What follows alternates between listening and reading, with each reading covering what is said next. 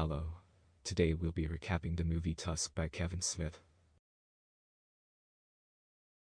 Please enjoy and don't forget to like and subscribe.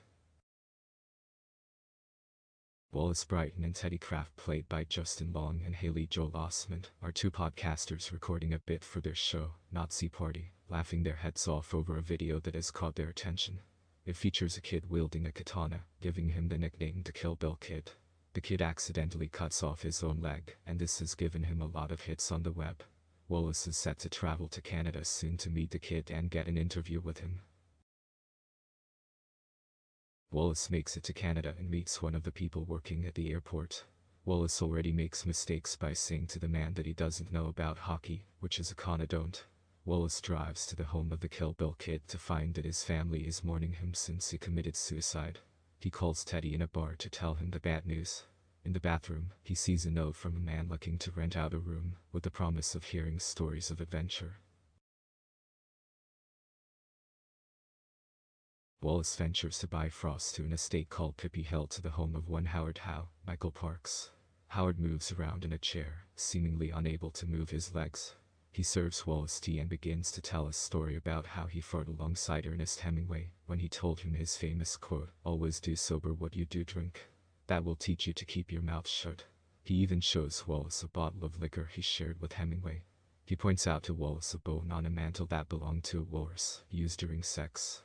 Howard notes that once when he was lost at sea, he was saved by a walrus that he called Mr. Tusk. As Wallace hears the story, he starts to feel woozy. He realizes he's been drugged and passes out. Howard tells him, "It'll be alright, Mr. Tusk." We see a flashback to before Wallace took his trip. He's getting oral sex from his girlfriend Ollie, Genesis Rodriguez, but she stops as he's being rather rude about his trip. She prefers the old Wallace that was dorky and struggling in comedy, not the new Wallace that enjoys exploiting oddballs for his gain. He admits that he knows it's wrong, but all for the good of the show. He talks her back into continuing the oral sex. When Wallace wakes up, he is disoriented and in a wheelchair. Howard tells him that he was bitten by a spider and had to be taken to the hospital, and that the bite caused his leg to swell up. Wallace pulls the cover off his leg and sees his left leg has been cut off and sewn up. He also sees that he's been strapped to the chair to prevent him from getting up. Wallace realizes what's happened.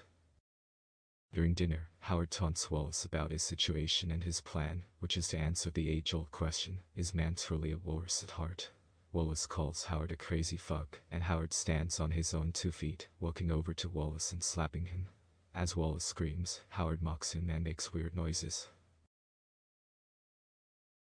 We see Allie delivering a tearful monologue as she addresses the fact that Wallace has apparently been cheating on her. She is being comforted by Teddy.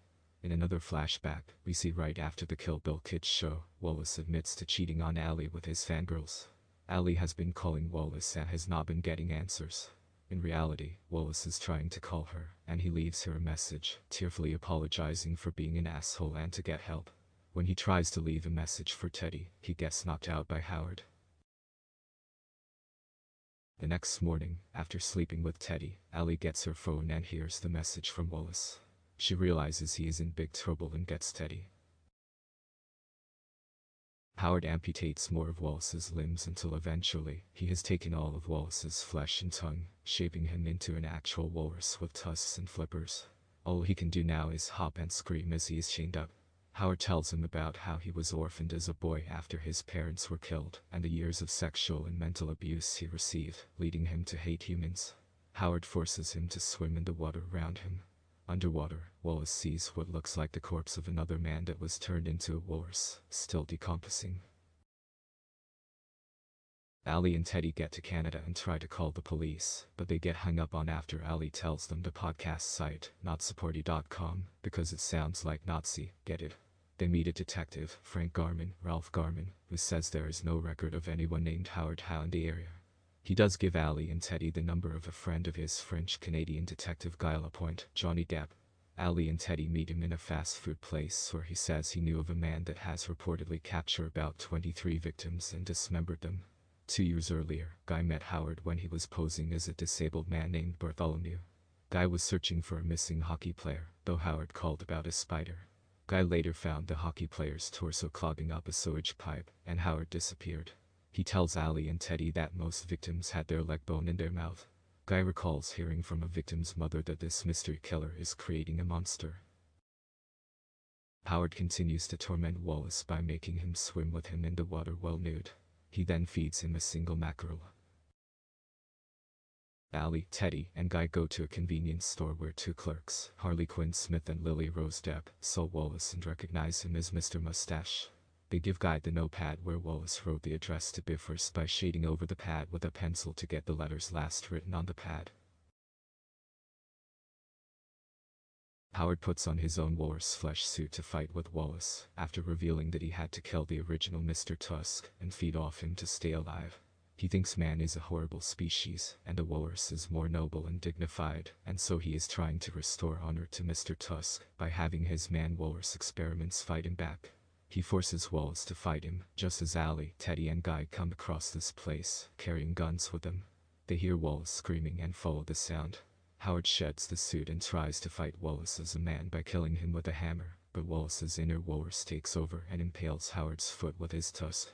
He gets him down and begins to impale him through the chest with his tusks, right before Allie and Teddy come in. As Howard dies, Allie cries when she sees what Wallace has become. Guy comes in and aims his shotgun at Wallace, while Allie pleads with him not to shoot. Wallace lets out one more scream, and then... 1 year later, Allie and Teddy go to the Manitoba Exotic Animal Sanctuary. Wallace is now in his own little area with a dirty pool. Allie tosses him a fish so he can come out. Wallace eats the fish and looks at Allie as she calls him. We see one more flashback with Allie commenting on how Wallace can't cry. He thinks only babies cry. In the present, Allie tells Wallace she loves him. He sheds a tear. Allie and Teddy leave.